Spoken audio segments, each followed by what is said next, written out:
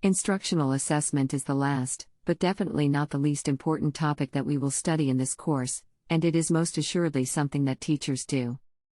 In fact, teachers spend up to 1/3 of their professional time in assessment-related activities, and effective assessment can contribute to better learning for all students. The terms assessment, evaluation, and grading are often used interchangeably, yet each has a distinct meaning. Assessment is data collection. It refers to gathering information of many kinds about a student or group of students, using a variety of tools and techniques. Evaluation involves making judgments or decisions, based on the assessment data that have been gathered, about a student or group of students. Grading is a symbolic representation of evaluation. While all assessments are evaluated, not all evaluations are graded.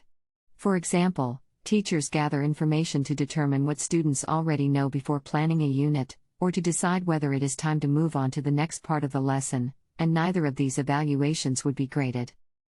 The term summative assessment has long been used for tests administered after learning is assumed to have taken place.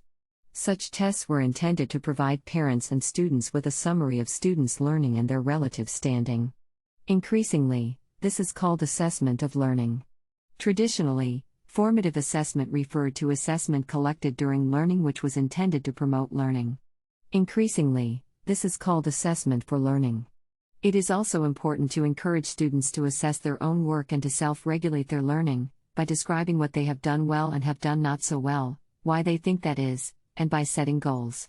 When students begin to self-regulate, we are moving into assessment as learning, the ultimate goal. Assessment for learning includes assessments conducted before learning begins, known as pre-assessment.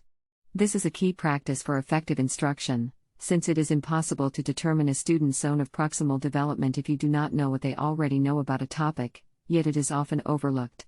Take Mr. Beaton for example.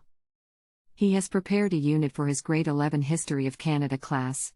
Mr. Beaton knows that students study the Second World War in grade 6, and he attempts to activate this prior knowledge at the beginning of the unit by asking the class, what happened on December 7, 1941. As you may recall, this was the day that Japan attacked Pearl Harbor, which led to the United States and Canada declaring war on Japan. However, Mr. Beaton's students had a surprisingly different recollection which revealed several misconceptions. If Mr. Beaton planned his unit based on the assumption that students knew the causes of the Second World War, he will be going back to the drawing board. He could have saved himself a lot of time by asking this question before he had begun planning. Gathering data while teaching enables you to make decisions about students' levels of mastery as well as their misconceptions, insights, and needs. If most are progressing well and a few are not, you can use assessment data to provide scaffolding for those few. However, if most are not progressing well, you may need to make substantial instructional changes. Such assessment for learning can occur during the lesson, at the end of the lesson, or even at the beginning of the next lesson. There are a variety of digital options for collecting data during a lesson. iClickers are a popular choice in university and some high schools, but there are other digital options such as Kahoot and Quizalize which we have used. Below this video, I have included a link to a blog post describing 15 digital tools that can be used for formative assessment. There are also a variety of non-digital options for assessing student understanding. You can ask students to give a thumbs up if they understand or a thumbs down if they do not. Fist to 5 is another strategy where a fist or 0 fingers represents I do not understand, and proceeds up to 5 fingers which means I completely understand. Students display the number of fingers that represents their level of understanding.